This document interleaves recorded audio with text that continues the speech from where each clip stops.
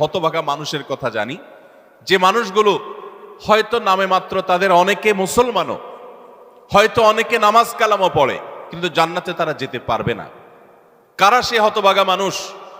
যারা হয়তো তাদের অনেকে আছে মুসলিমই না, আবার অনেকে আছে যারা মুসলমান হওয়া সত্ত্বেও, নামে মুসলমান হওয়া সত্ত্বেও জান্নাতে প্রবেশ করতে পারবে না। জান্নাতে যাওয়ার পথে বাধাগুলো কি কি, আমরা আজ সেরকম 16টি বাধার কথা জানবো। কয়টি বাধা? 16টি বাধার কথা জানবো।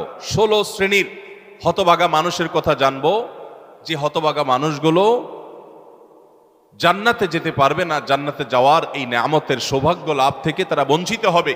আল্লাহ রাব্বুল আলামিন সেরকম কপাল পড়া মানুষদের কাতারে যেন আমরা শামিল না হই, আমাদের সবাইকে সে তৌফিক দান করুন। ভাইরা আমার, আমরা যে শ্রেণীগুলোর কথা বলবো, প্রত্যেকটা শ্রেণীর পাশাপাশি আমরা কোরআন বা হাদিস থেকে উদ্ধৃতি এবং রেফারেন্স ইনশাআল্লাহ টানবো। আপনাদের কাজ হলো, আমাদের সবার কাজ হলো, এই 16 প্রকার হতভাগা মানুষের কোনো একটা প্রকার এর মধ্যে আমি নিজে আছি কিনা সেটা মেলানো। যদি দেখি যে আমার মধ্যে এটা আছে, তাহলে মাহফিলের প্যান্ডেলের মধ্যে বসে, প্যান্ডেলের নিচে বসে এই মাহফিলের মাঠে থেকেই আমি নিয়ত করে ফেলবো যে এই বদঅভ্যাসটা, এই খারাপ জিনিসটা আমি ত্যাগ করে ফেলবো। যেই 16টি খারাপ জিনিস, যেই 16টি অপরাধ জান্নাতে যাওয়ার ক্ষেত্রে বাধা, সে বাধাগুলো আমাদের জীবন থেকে আমাদের সরিয়ে ফেলার সংকল্প এখান থেকে করে তারপরে বাড়িতে যেতে হবে। তাহলে আজকে মাহফিলে আসা, বর্ষা, আয়োজন করা সবকিছু সার্থক হবে ইনশাআল্লাহ। সবাই নিয়ত করবো তো ইনশাআল্লাহ। আল্লাহ আমাদের সবাইকে তৌফিক দান করুন। সর্বপ্রথম যে হতভাগা মানুষদের কথা বলতে চাই, যারা জান্নাতে যেতে পারবে না, তারা হলো যারা আল্লাহর প্রতি ঈমান আনে নাই, যারা মুসলমান হয় নাই, যারা ঈমান আনে নাই, আল্লাহর প্রতি যারা বিশ্বাস করে নাই, তারা আল্লাহর তৈরি জান্নাতে যাবে, এটা কখনো আশা করা যায়? যদি আল্লাহকে কেউ বিশ্বাসই না করে, আল্লাহর একত্ববাদকে স্বীকারই না করে, শিরকে লিপ্ত হয়, সে মুসলমানই না হয়, তাহলে সে আল্লাহর জান্নাতের প্রত্যাশা কোত্থেকে করতে পারে? একজন মানুষ, তিনি মুসলমান না, তিনি অমুসলিম, তার ব্যক্তি জীবনে অনেক ভালো কাজ থাকতে পারে, অনেক ভালো অর্জন থাকতে পারে, কিন্তু তার ভিতরে ঈমান নাই। এই লোকটা আল্লাহর কাছে জান্নাতের আশা কখনো করতে পারে? যার আল্লাহর প্রতি ঈমানই নেই, বিশ্বাসই নেই, তার হাজারটা ভালো কাজ থাকতে পারে, আল্লাহ রাব্বুল আলামিনের কাছে সে কখনো জান্নাত প্রত্যাশা করতে পারে? যে আল্লাহকে স্বীকার করে না, সে আল্লাহর কাছে জান্নাত কিভাবে আশা করে? এই জন্য ভাইরা আমার, সহিহ মুসলিমের হাদিসে আসছে, নবী করিম সাল্লাল্লাহু আলাইহি ওয়াসাল্লাম বলেছেন, লা তাদখুলুল জান্নাতা হাত্তা তুমিনু, তোমরা ততক্ষণ পর্যন্ত জান্নাতে প্রবেশ করবে না যতক্ষণ পর্যন্ত তোমরা ঈমানদার হবে না। অর্থাৎ ঈমানদার না হলে জান্নাতে যাওয়ার কোনো সুযোগ নেই। এই প্রথম শ্রেণীর মানুষ, তারা দুনিয়া থেকে যদি ঈমান ছাড়া যায়, তাহলে সেক্ষেত্রে চিরকাল তারা জান্নাতে নিষিদ্ধ থাকবে, অনন্ত অসীমকাল জাহান্নামে তারা থাকবে, জান্নাতে কখনোই আসতে পারবে না। আর বাকি 15 শ্রেণীর মানুষ যারা আছে, এরা এক সময় তাদের পাপ এবং অপরাধের প্রায়শ্চিত্ত করার পর, এর শাস্তি পাওয়ার পর আল্লাহ তাআলা চাইলে তাদেরকে জান্নাতে দিতে পারেন। এবং তাদের ঈমান যদি থাকে, কোনো না কোনো সময় তারা জান্নাতে যাবে, তাদের গুনাহগুলো মাফ হওয়ার পর অথবা শাস্তি হওয়ার পর, যেহেতু তারা ঈমানদার। এটাই হলো আহলুস সুন্নাহ ওয়াল জামাতের বিশ্বাস এবং আকীদা, যে মুরতাকিবে কাবীরা, কাবীরা গুনাহ করে দুনিয়া থেকে যদি কেউ জাহান্নামী হয়ে যায়, সে চিরকাল অনন্ত অসীমকাল জাহান্নামে থাকবে না, বরং সেখান থেকে এক সময় সে বের হয়ে আসবে। এটাই আহলুস সুন্নাহ জামাতের আকীদা। মুতাজিলা সহ কিছু ভ্রান্ত ফেরকার মানুষের বিশ্বাস হলো যে জাহান্নামে একবার যে যাবে, সে চিরকাল সেখানে থাকবে। বিভিন্ন আয়াতের অপব্যাখ্যা তারা করে থাকেন। যাই হোক, তাহলে প্রথম শ্রেণীর কথা আমরা জানলাম, যারা জান্নাতে নো এন্ট্রি, তাদের জান্নাতে প্রবেশের সুযোগ থাকবে না, তারা হলো যাদের আল্লাহর প্রতি ঈমান নাই, যারা মুসলমান না, যারা ঈমানদার না, তারা চিরকালের জন্য জান্নাতে নিষিদ্ধ থাকবে। এক। নাম্বার 2, দ্বিতীয় যে প্রকারের মানুষ জান্নাতে যেতে পারবে না, বা দ্বিতীয় যে বিষয়টি জান্নাতে যাওয়ার পথে বাধা, সেটি হলো আত্মীয়তার সম্পর্ক ছিন্ন করা।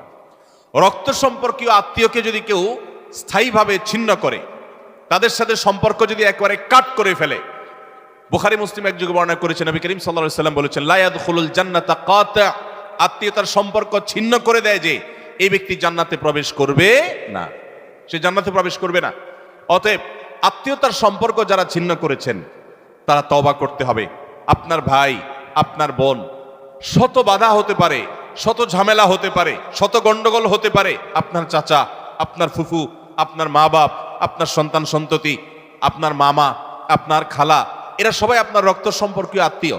এদের সাথে আপনি স্থায়ী সম্পর্ক ছিন্ন করবেন, এই সুযোগ কিন্তু ইসলাম আপনাকে রাখে নাই। হ্যাঁ, যদি এমন হয় যে তাদের সাথে সম্পর্ক রাখতে গেলে আপনার জীবন হুমকির মধ্যে পড়ে, আপনি বিপর্যস্ত হন, আপনাকে তারা ক্ষতি করে, তো শুধু ক্ষতি থেকে বাঁচার জন্য আপনি দূরে আসেন, সেটা ভিন্ন বিষয়।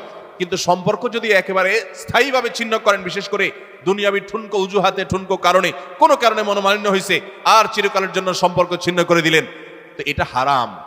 এই লোক যদি নামাজিও হয়, এই লোক যদি ওয়াজ মাহফিলও আসে, এই লোক যদি জিকির আজকারও করে, এই লোক যদি তাসবিহ তেলাওয়াতও করে, যেহেতু সে আত্মীয়তার সম্পর্ককে ছিন্ন করে ফেলেছে, এই লোক জান্নাতে প্রবেশ করতে পারবে না যতদিন না সে তওবা করে তার পাপ থেকে, অপরাধ থেকে সে ফিরে না আসছে। তাহলে জান্নাতে যাওয়ার ক্ষেত্রে দ্বিতীয় বড় বাধা হলো এই বিষয়টি, অর্থাৎ আত্মীয়তার সম্পর্ক ছিন্ন করা। নাম্বার 3, চগলখড়ি করা।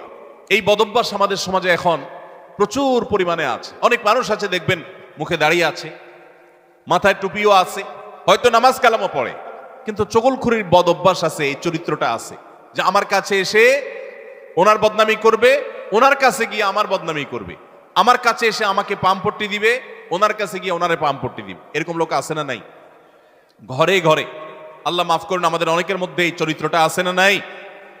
নবী করিম সাল্লাল্লাহু আলাইহি সাল্লাম এই চগলখড়ি সম্পর্কে সহিহ মুসলিম বর্ণিত হাদিসে বলেছেন, লা ইয়াদখুলুল জান্নাতা নাম্মাম, চগলখোর জান্নাতে প্রবেশ করবে না। জান্নাতে প্রবেশের ক্ষেত্রে আরেকটি বড় বাধা, আরেকটি বড় দেয়াল, আরেকটি বড় প্রাচীর হলো এই চগলখড়ির চরিত্র। ভাইরা আমার, আসুন তওবা করি, চগলখড়ি করব না। কারোর ভালো কিছু পেলে সেটা তার পেছনে অন্যদের কাছে বলবো, আর মন্দ কিছু হলে তার সামনে বলবো। আমরা বেশিরভাগ মানুষ চুরি করি না, ডাকাতি করি না, মদ খাই না, মানুষ হত্যা করি না, জেনা করি না, খুন খারাপি করি না, ছিনতাই রাহাজানি করি না। বেশিরভাগ মানুষ এই মাহফিলে আমরা যারা আছি, আমার কথা যারা শুনছেন, বেশিরভাগ মানুষই এই মোটা মোটা বড় বড় অপরাধগুলো আমরা করি না। কিন্তু কিছু কিছু অপরাধ আছে যেগুলো আমরা যে করি, সেগুলো অপরাধ যে আমরা জানিও না, সে বিহিত নাই, সে চিন্তাও নাই, সে ভাবলেশও নাই, এবং সেগুলো যে গুনাহ, সে গুনাহগুলোকে গুনাহ মনে করছি না, শয়তান বুঝতেই দিচ্ছে না। তার মধ্যে একটা হলো এইটা, চগলখড়ি। ঘরে ঘরে, জনে জনে দেখবেন এই বদভ্যাস, যে সামনে একরকম পিছনে আরেক রকম, নেফাকি এবং কপটতা আজ জনে জনে ভরে গেছে। আল্লাহ তাআলা আমাদের সবাইকে জান্নাতে যাওয়ার ক্ষেত্রে এত বড় বাধা, এই বাধাকে আল্লাহ তাআলা আমাদেরকে অতিক্রম করার তৌফিক দান করুন। অর্থাৎ দুজনের মধ্যে লাগালাগি করে দেওয়ার জন্য যে ভূমিকা, সেই ভূমিকা অবতীর্ণ হওয়া, এই চগলখড়ি, এটা হলো জান্নাতে যাওয়ার ক্ষেত্রে তৃতীয় বড় বাধা। চগলখোর সে জান্নাতে নো এন্ট্রি থাকবে। আল্লাহ তাআলা আমাদের সবাইকে বদভ্যাস পরিত্যাগ করার তৌফিক দান করুন। নাম্বার 4, প্রতিবেশীকে যে কষ্ট দেয়, এই লোকও জান্নাতে যেতে পারবে না। জান্নাতে যাওয়ার ক্ষেত্রে বড় বাধা হলো এই বদভ্যাস এবং খারাপ জিনিস, এই অপরাধ, প্রতিবেশীকে কষ্ট দেওয়া। এটাকেও আমরা অনেকে গুনাহের কাজ মনে করি না। অনেক লোক আছে দেখবেন গোটা দুনিয়ার সব মানুষের সাথে তার সম্পর্ক ভালো, কিন্তু নিজের প্রতিবেশীর সাথে সম্পর্কটা কি নাই? ভালো নাই। আছে না নাই? নবী করিম সাল্লাল্লাহু আলাইহি সাল্লাম সহিহ মুসলিম বর্ণিত হাদিসে বলেছেন, লা ইয়াদখুলুল জান্নাতা মান লা ইয়ামানু জারুহু বাওয়াইকাহু, যে ব্যক্তির প্রতিবেশী তার হাত মুখ এগুলোর কষ্ট দ্বারা, তার ক্ষতি এবং অনিষ্ট থেকে যে ব্যক্তি নিরাপদে থাকে না, অর্থাৎ প্রতিবেশীকে যে শান্তিতে রাখে না, প্রতিবেশীকে বিভিন্নভাবে কষ্ট দেয়, এই ব্যক্তি জান্নাতে প্রবেশ করতে পারবে না। অনেক ক্ষেত্রে প্র্যাকটিসিং মুসলমান হওয়ার সত্ত্বেও এই কাজটা করছে। নবী সাল্লাল্লাহু আলাইহি সাল্লাম বলেছেন, খবরদার, যে ব্যক্তি প্রতিবেশীকে কষ্ট দেয়, প্রতিবেশী তার হাত মুখ দ্বারা কষ্ট পায়, এই লোক জান্নাতে যেতে পারবে না। তাহলে 4 নম্বর আমরা পেলাম, জান্নাতে যাওয়ার ক্ষেত্রে বাধা হলো প্রতিবেশীকে কষ্ট দেওয়া। আল্লাহ তাআলা এই বদভ্যাস এবং এই গুনাহ থেকে, অপরাধ থেকে আমাদেরকে বেরিয়ে আসার তৌফিক দান করুন। নাম্বার 5, অহংকারী ব্যক্তি, যে অহমিকা দেখায়, দম্ভ করে, গরিমা নিয়ে চলে, মানুষকে মানুষ মনে করে না। কারোর টাকার গরম আছে, কারোর নাম যশ খ্যাতির গরম আছে, কারোর ক্ষমতার গরম আছে। আল্লাহ তাআলা এক একজনকে এক একটা দিয়ে পরীক্ষা করেন। এগুলোর মাধ্যমে যারা অহংকারী হয়ে যায়, এগুলোর কারণে যারা অহংকারী হয়ে যায়, এই অহংকারী ব্যক্তি কখনো জান্নাতে যাবে না। সহিহ মুসলিমের হাদিসে আসছে, নবী করিম সাল্লাল্লাহু আলাইহি সাল্লাম বলেছেন, লা ইয়াদখুলুল জান্নাতা মান কানা ফি কলবিহি মিসকালু যাররাতিন মিন কিবরিন, যেই ব্যক্তির অন্তরে যাররা পরিমাণ অহংকার থাকবে, দম্ভ থাকবে, এই মুতাকাব্বির অহংকারী ব্যক্তি জান্নাতে কখনো প্রবেশ করবে না। আল্লাহ রাব্বুল আলামিন হাদিসে কুদসিতে বলেছেন, অহংকার হলো আমার চাদর, অহংকার হলো কার চাদর ভাই? আল্লাহ তাআলার চাদর। এই চাদর নিয়ে যদি কেউ টানাটানি করে, আল্লাহ রাব্বুল আলামিন তাকে ছিন্ন বিচ্ছিন্ন করে ছাড়বেন, তাকে আল্লাহ তাআলা কখনো জান্নাত দিবেন। এই জন্য ভাইরা সবসময় বিনয়ী হয়ে থাকতে হবে। জান্নাতি লোকদের কিছু মার্কা আছে, এর ভিতরে একটা মার্কা হলো তারা বিনয়ী থাকবে, মাটির মানুষ হয়ে থাকবে, নিরীহ হয়ে থাকবে। তাদের উপরে সবাই চড়াও হতে চাইলেও তারা চড়াও হবে না, অর্থাৎ বিনম্র থাকবে। এটা জান্নাতি লোকদের মার্কা। এই জন্য ভাইরা বিনয়ী হতে হবে। 5 নম্বর, যারা জান্নাতে যেতে পারবে না, জান্নাতে যাওয়ার ক্ষেত্রে বাধা হলো অহংকার, সে অহংকারী মানুষ। 6 নম্বর হলো প্রতারক। 7 নম্বর হলো দান করে খোটা দেয় যে সে। আর 8 নম্বর হলো কৃপণ। আর এই তিনটি তিরমিজি বর্ণিত হাদিসে বর্ণিত হয়েছে। নবী করিম সাল্লাল্লাহু আলাইহি ওয়াসাল্লাম বলেছেন, লা ইয়াদখুলুল জান্নাতা খাব্বুন ওয়ালা মান্নানুন ওয়ালা বখীল। যে ব্যক্তি কাউকে প্রতারণা করে, ধোঁকা দেয়, ধোঁকাবাজ, প্রতারক, চিটার, বাটপার, এই লোকগুলো কখনো জান্নাতে যেতে পারবে? করিম সাল্লাল্লাহু আলাইহি ওয়াসাল্লাম এই হাদিস বলছে যে প্রতারক জান্নাতে যাবে না। দ্বিতীয়ত, মান্নান অর্থাৎ দান করে যে খোটা দেয়, এই লোকও জান্নাতে যেতে পারবে না। দান করে খোটা দেওয়ার বদভ্যাস আছে না নাই আমাদের অনেকের? দান করেছেন আল্লাহকে খুশি করার জন্য, যদি আপনি খোটা দেন তাহলে আপনার ওই দান বরবাদ হয়ে যায়, ওটা নষ্ট হয়ে যায়। আল্লাহ বলেছেন, লা তুবতিলু সাদাকাতিকুম বিল মান্নি ওয়াল আযা। তোমরা দান করার পর খোটা দিয়া, কষ্ট দিয়া, যাকে দান করছো তাকে কষ্ট হয় এরকম কথা বলে ওই দানকে বরবাদ করে দিও না। সূরা দাহরের মধ্যে জান্নাতি এবং নেককারদের বৈশিষ্ট্য বলতে গিয়ে বলেছেন, ওয়া ইউতঈমুনা আত-তাআমা আলা হুব্বিহি মিসকিনাও ওয়া ইয়াতীমান ওয়া আসীরা। জান্নাতি মানুষগুলো, আবরার এবং নেককাররা হলো তারা আল্লাহর মহব্বতে মিসকিনকে, বন্দীকে, অন্যান্য অভাবী মানুষদেরকে তারা খাদ্য দেয় এবং বলে, ইন্নামা নুতঈমুকুম লিওয়াজহিল্লাহ লা নুরিদু মিনকুম জাযাআও ওয়ালা শুকুরা। তারা বলে, আমরা আল্লাহর জন্য তোমাদেরকে খাদ্য দিচ্ছি, তোমাদের কাছ থেকে এর কোনো ফিডব্যাক, বিনিময় তো চাই না, এমনকি শুকরিয়া, তোমরা যে আমাদেরকে থ্যাঙ্কস বলবা সেটা পর্যন্ত আমরা আশা করি না, দরকার নেই। আল্লাহর কাছে এইভাবে সওয়াবের আশা করা, বান্দার কাছে খোটা না দেওয়া। 7 নম্বর। 8 নম্বর হলো কৃপণতা। এটা জাহান্নামের যাওয়ার অন্যতম বড় মাধ্যম এবং জান্নাতে যাওয়ার ক্ষেত্রে বাধা হলো কৃপণতা। নবী করিম সাল্লাল্লাহু আলাইহি সাল্লাম কৃপণ ছিলেন না, তার অনেক সম্পদ ছিল না, কিন্তু যা ছিল সেটা অকাতরে তিনি দান করতেন। তার যে দানশীলতা, আম্মা জান আয়েশা রাদিয়াল্লাহু তাআলা বলতেন যে তিনি দানশীলতা তার বিশেষ করে রমজান এলে এমন বেড়ে যেত যে মুক্ত বাতাসের মতো, যে চাইতো তাকেও দিত, যে চাইতো না তাকেও দিত, সর্বত্র তার দান ছড়িয়ে যেত। এবং দান করতে করতে সব শেষ করে অনেক সময় বাসায় যেতেন, তার নিজের জন্য কিছুই রাখতেন না। এইভাবে তিনি দানশীল ছিলেন। তো নবী সাল্লাল্লাহু আলাইহি সাল্লাম কৃপণতা থেকে পানা চেয়েছেন। আমরা অনেকে কিন্তু কৃপণ, আল্লাহ অনেক সম্পদ দিয়েছে কিন্তু খরচ আমরা করতে চাই না। নবীজি পানা চাইছেন, আল্লাহুম্মা ইন্নী আউযু বিকা মিনাল বুখলি ওয়াল জুবন। আল্লাহ আপনার কাছে কৃপণতা থেকে পানা চাই। ভাইরা আমার, তাহলে জান্নাতে যাওয়ার ক্ষেত্রে 8 নম্বর বাধা হলো কৃপণতা। কৃপণ, সে জান্নাতে এন্ট্রান্সের সুযোগ পাবে না। 9 নম্বর, ঘুষ দাতা এবং ঘুষ গ্রহীতা। যে ঘুষ দেয় সে যদি একান্ত নিরুপায় হয়ে দেয়, এমন কাজ যে কাজ না হলে তার জীবন বাঁচে না, অনেক জটিল প্রয়োজন, এরকম প্রয়োজনে সে যদি ঘুষ দিতে বাধ্য হয়, ঘুষ দেওয়া ছাড়া তার কোনো উপায় না থাকে, তাহলে ওই ব্যক্তিকে মাজুর হিসেবে আল্লাহ তাআলা মাফ করবেন আশা করা যায়। কিন্তু সচরাচর আমরা দেখা যায় আজকাল যেসব ক্ষেত্রে ঘুষ দিয়ে সুবিধা নেই, ওটা না নিলে আমি যে মরে যাব এরকম না, আমি ইচ্ছা করলে হারামটা নাও করতে পারি। আবার অনেক ক্ষেত্রে আমার বৈধ জিনিসটাকেই আমি অবৈধভাবে পাওয়ার জন্য আমি ঘুষ দিচ্ছি। তো এই যে ঘুষ দাতা, ঘুষ গ্রহীতা তো সর্বাবস্থায় অপরাধী, ঘুষ দাতাও সে অপরাধী হবে এইভাবে যদি সে ঘুষ দেয়। আপনি একটা জায়গায় কাজে যাবেন, সিরিয়াল দিয়া, সবাই সিরিয়ালে দাঁড়াইছে, আপনিও সিরিয়ালে দাঁড়াবেন, এটাই হলো নিয়ম। সবাই সিরিয়ালে দাঁড়াইছে, আপনি সিরিয়ালে দাঁড়াইতে চাচ্ছেন না, সেজন্য কি করলেন? ঘুষ দিলেন। ঘুষ দিয়া সবার আগে কাজটা করে নিয়ে আসলেন। এই যে ঘুষ দিল, এই ঘুষ দেওয়াটা সে, এটা কি সে বাধ্য হয়ে দিয়েছে?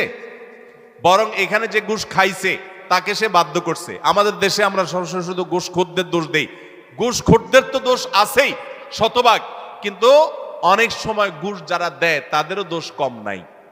হাদিসে আসছে, নবী করিম সাল্লাল্লাহু আলাইহি সাল্লাম বলেছেন, আর রাশি ওয়াল মুরতাশি ফাফিন্নার। ঘুষ দাতা, ঘুষ গ্রহীতা উভয় জাহান্নামে যাবে। অতএব ঘুষ দিতেও খুব সাবধান, আর যারা ঘুষ খাচ্ছে তাদের কথা তো বলাই বাহুল্য। তাহলে জান্নাতে যাওয়ার ক্ষেত্রে এই ঘুষ দেওয়া নেওয়া এটা একটা বড় বাধা। আর জান্নাতি হতে পারবে না, জান্নাতে নো এন্ট্রেন্স থাকবে ওই সমস্ত লোকদের যারা এটা করে। নাম্বার 10, মাতা পিতার অবাধ্য। নাম্বার 11, নেশাগ্রস্ত, নেশায় আসক্ত। এ সম্পর্কে নাসাই বর্ণিত হাদিসে আসছে, নবী করিম সাল্লাল্লাহু আলাইহি ওয়াসাল্লাম বলেছেন, লা ইয়াদখুলুল জান্নাতা আকুন ওয়ালা মান্নান ওয়ালা মুদমিনু খামরিন। জান্নাতে যেতে পারবে না মা বাবার নাফরমান, মা বাবার অবাধ্য, মা বাবার সাথে বেয়াদবি করে, মা বাবার যৌক্তিক নির্দেশগুলোকে লঙ্ঘন করে। অনেক মানুষ আছে দেখবেন নামাজ কালাম পড়ে, কপালে সিজদা পড়ে গেছে, অন্য অনেক ভালো কাজ করে, কিন্তু মা বাবার প্রতি তিনি অনুগত নন, তাদের সাথে নাফরমানি করে। এই সন্তান কখনো জান্নাতে যেতে পারবে না যাবত না আল্লাহ তাআলা তাকে মাফ না করেন, অথবা তার এই পাপের প্রায়শ্চিত্ত সে না করে। অর্থাৎ এটা জান্নাতে যাওয়ার ক্ষেত্রে বাধা, মাতা পিতার নাফরমান।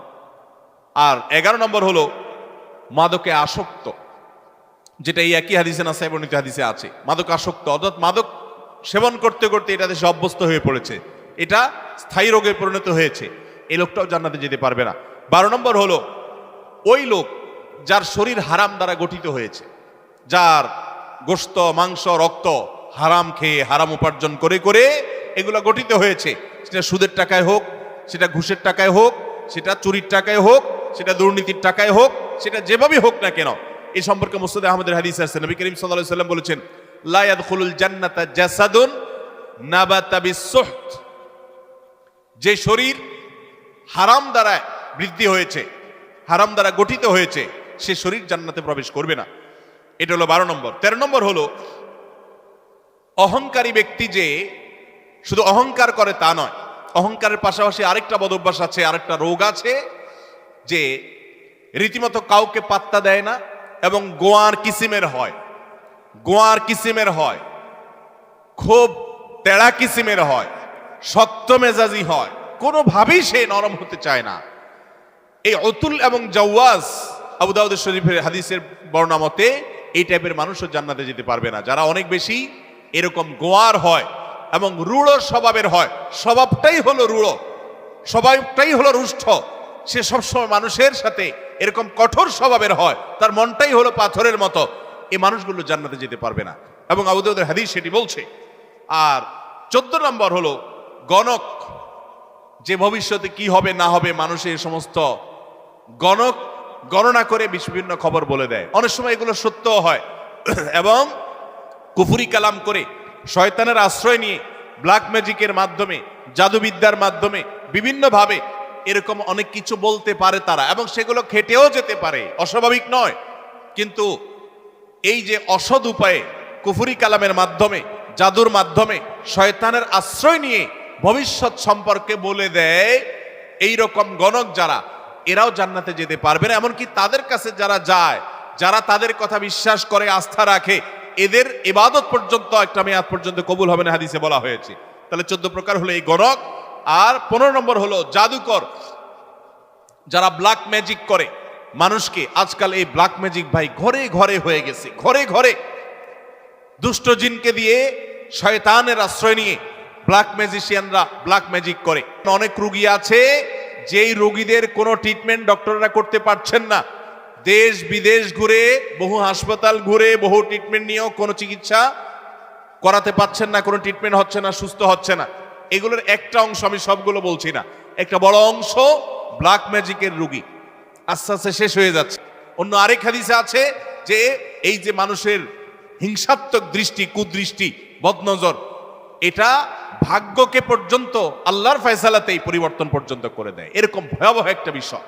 তো এই ব্ল্যাক ম্যাজিশিয়ান যারা, এরা জান্নাতে যেতে পারবে না, এবং দুনিয়াতে এদের জন্য চরম শাস্তি, ইসলামী শরিয়া তাদের জন্য মৃত্যুদণ্ড রেখেছে। কারণ ম্যাজিশিয়ান যারা, এরা সমাজে অশান্তি সৃষ্টি করে, দাম্পত্য জীবনে কলহ সৃষ্টি করে, মানুষের ক্ষতি করে।